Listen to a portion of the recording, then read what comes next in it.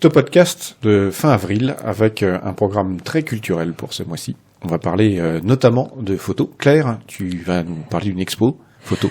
Voilà, donc c'est une expo qui s'appelle Traces, au pluriel, et qui est proposée par un collectif de 5 photographes qui s'appelle Urbanoiax. Mais avant d'en dire plus sur l'expo, je vais vous parler du sujet de l'exposition, parce que c'est des photographes qui ont décidé de tous aller porter 5 regards différents sur une même ville, et déjà l'histoire de cette ville, elle est assez incroyable. Donc on est à Goussainville, c'est dans le 95, c'est à côté de Roissy-Charles de Gaulle. C'est un village qui apparemment a une très ancienne histoire. Il a pas mal grossi après la Deuxième Guerre mondiale. Il y a eu des constructions, le centre-ville a été déplacé et Roissy-Charles de Gaulle a ouvert. Et il s'est trouvé que le vieux village, la plus ancienne partie de la ville, était pile dans l'axe de la piste. Donc commencent les tractations entre les propriétaires et Aéroport de Paris qui cherchent à racheter les habitations et les terrains. Sur ce...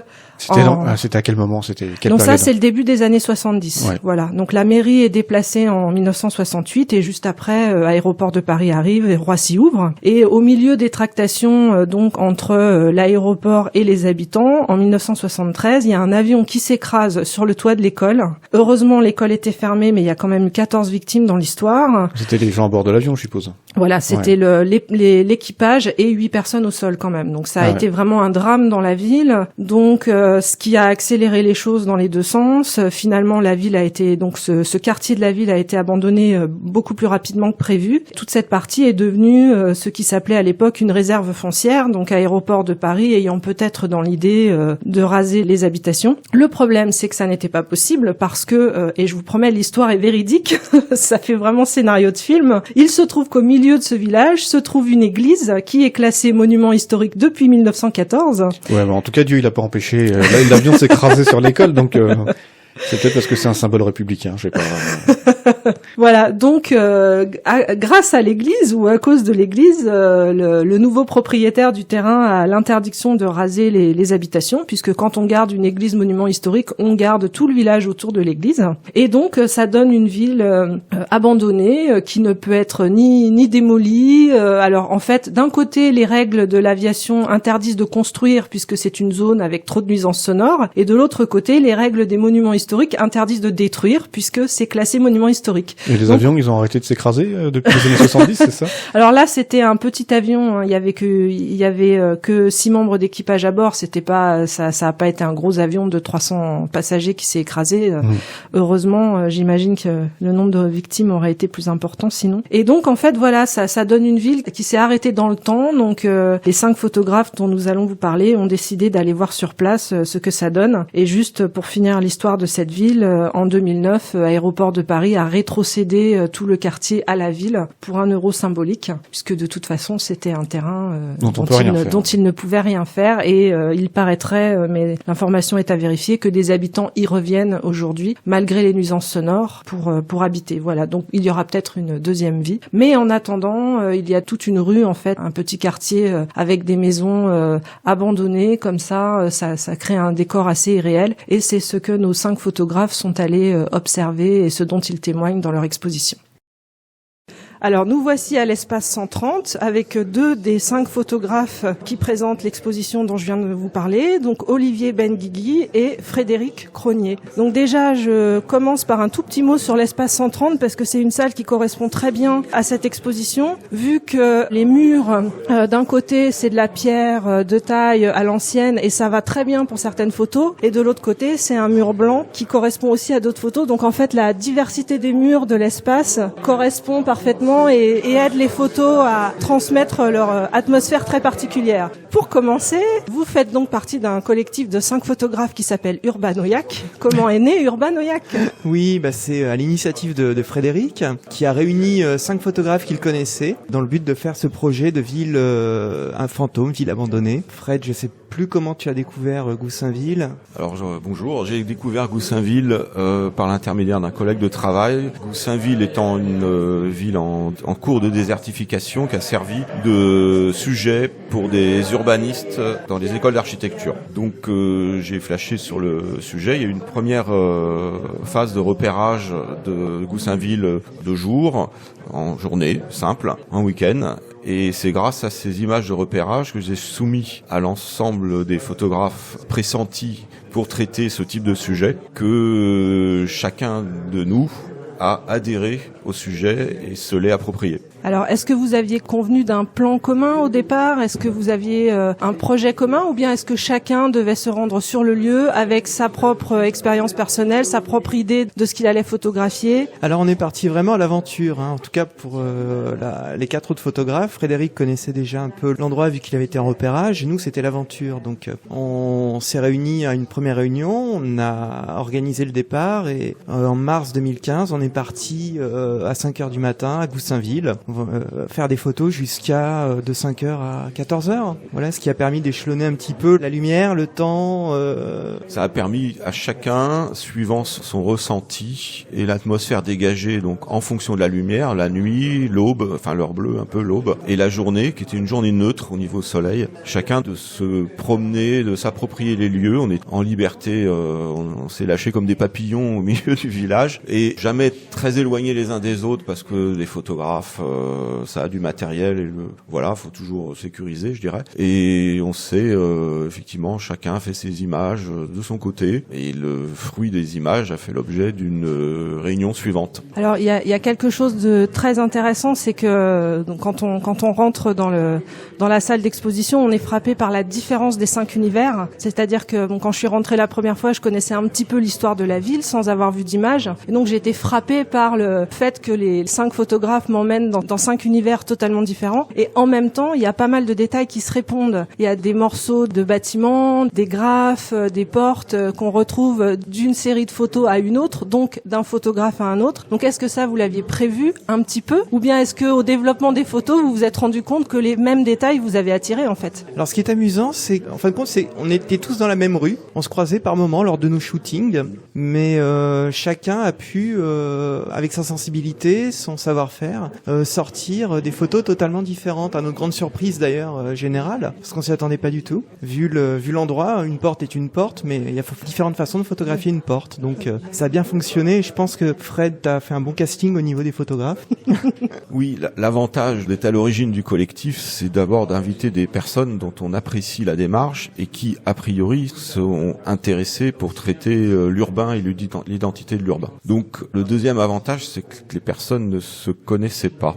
Donc il y a une phase importante, c'est que chacun, au cours de la première réunion, a montré les travaux qu'il avait effectués antérieurement. Donc de là est née, je dirais, une admiration mutuelle. Et on a enchaîné tout de suite les prises de vue sur site. Et après, on a enchaîné sur la sélection des démarches possibles pour chacun de nous. Certains, comme Olivier, savaient d'emblée quasiment où il voulait aller, ou Marie-Thérèse. D'autres, comme moi, ont beaucoup hésité. On a beaucoup parlé du collectif et de l'aspect commun, mais il y a aussi un aspect très personnel, c'est-à-dire que quand on regarde l'expo, d'abord on regarde la globalité, et ensuite on rentre dans l'univers de chaque personne. Alors est-ce que individuellement, donc vous aviez certainement un minimum réfléchi à ce que vous alliez faire, est-ce qu'il y a quelque chose quand vous êtes arrivé sur place qui vous a totalement surpris ? Donc je dis bien individuellement, c'est-à-dire vous aviez prévu quelque chose, ça ne s'est pas passé, ou au contraire un détail incroyable vous a surpris et du coup vous avez créé une photo ou continué le projet d'une manière totalement imprévue et voilà.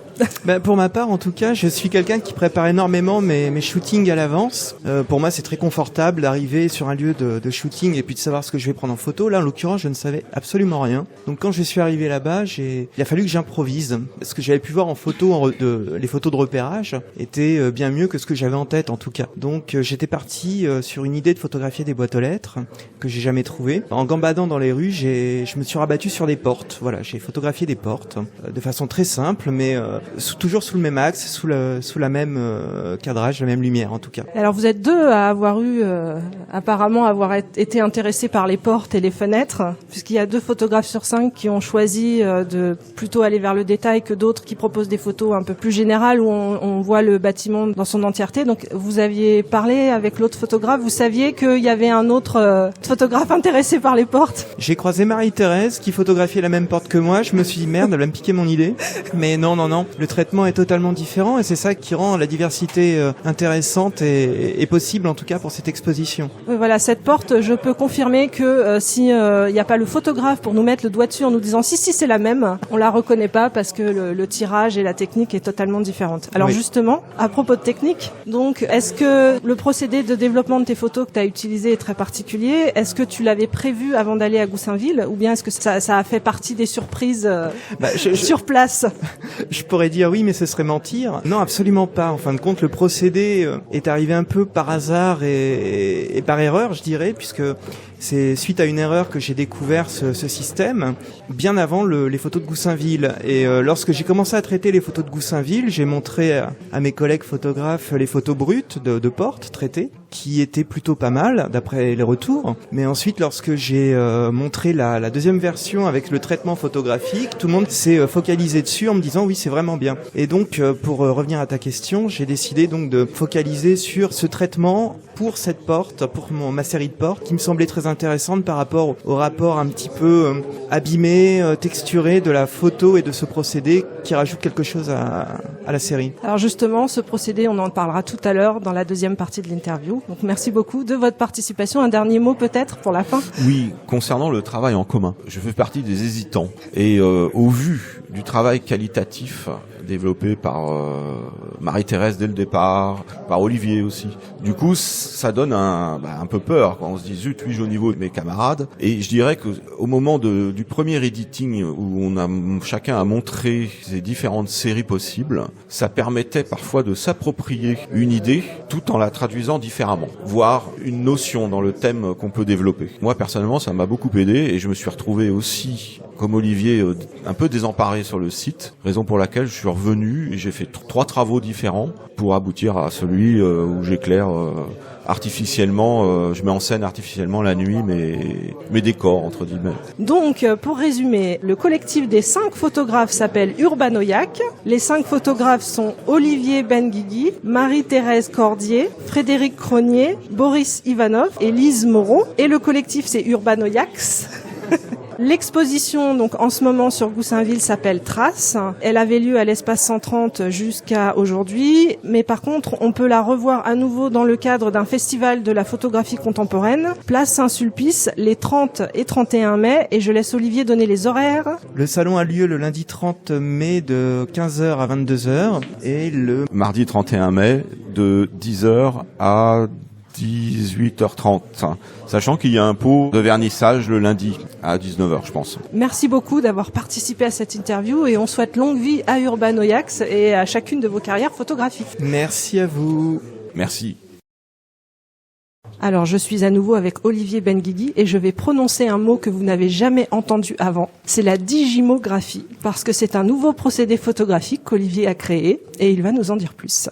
Oui, donc c'est un système de développement que j'ai mis au point pour l'occasion, qui s'apparente à la lithographie. C'est un peu la tarte tatin de la photo, c'est-à-dire que c'est parti d'une erreur de sortie d'impression, où j'ai inversé tout simplement le support papier, et ça a donné une encre qui n'a pas séché, qui est toute fluide, sur laquelle je me suis dit, tiens, pourquoi Alors, pas... attends, tu dis que tu as inversé le support papier, est-ce que pour les novices complets comme moi, tu peux préciser?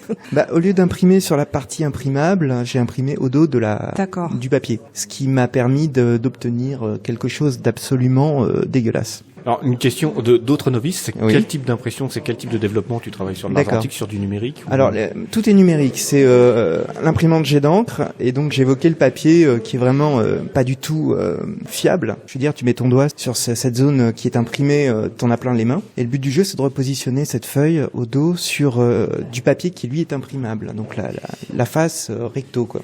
Tu frottes un peu, tu appliques les coins qui t'intéressent le plus. C'est vraiment manuel. Là, on part un peu plus sur de l'argentique en quelque sorte. Enfin, pas vraiment de l'argentique, mais de l'analogique.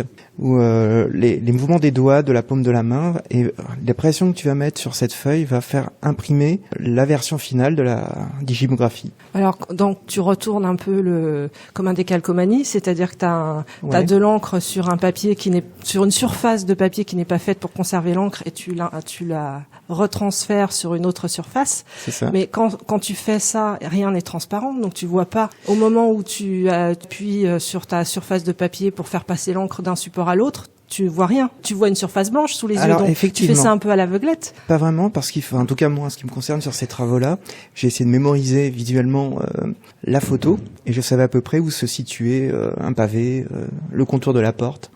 Donc c'est vrai qu'après il y a des surprises, mais globalement j'ai la photo en tête lorsque j'imprègne la photo. D'accord, donc tu as suffisamment mémorisé pour savoir exactement où va être l'encadrure de la porte ou les briques. Et puis ce qui est pas mal, c'est que j'ai sur mon écran aussi, donc c'est pas mal. D'accord. Mais encore faut-il penser à inverser.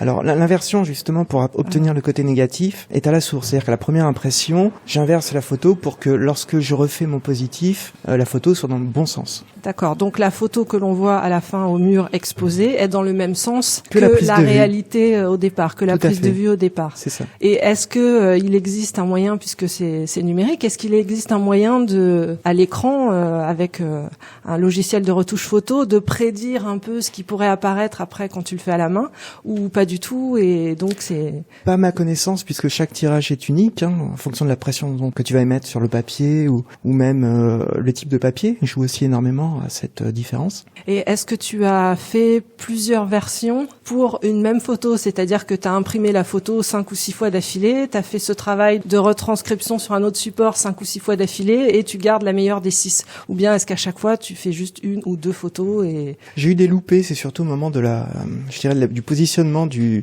la face imprimable sur le papier, où parfois tu glisses un peu et là ça bave. Donc là il faut recommencer. Donc tu recommences parce que c'est un vrai parce loupé, que c'est raté, pas parce que tu te dis tiens je vais essayer autrement avec d'autres. C'est ce qui fait le charme, je trouve. C'est la surprise. Et est-ce que c'est un procédé que tu comptes réutiliser à l'avenir? Si oui, est-ce que tu as déjà réfléchi? Dans quel cadre? Pour quel sujet? Oui, c'est quand même un procédé qui nécessite de la texture et très peu de matière au dos. Enfin, de matière aux alentours. Donc là, je vais essayer de m'orienter sur des portraits, voir ce que ça donne. Donc c'est un travail qui va être en cours ces prochaines semaines. Oui. Et donc ce procédé, la digimographie, tu l'as déposé, c'est bien ça? Oui, j'ai protégé à l'INPI l'Institut national de la propriété industrielle. À ma connaissance, c'est pas utilisé ailleurs, donc je me suis dit autant le protéger. N'importe qui peut l'utiliser, effectivement, mais la paternité, je dirais, me revient sans aucune prétention. Longue vie à la digimographie. Merci.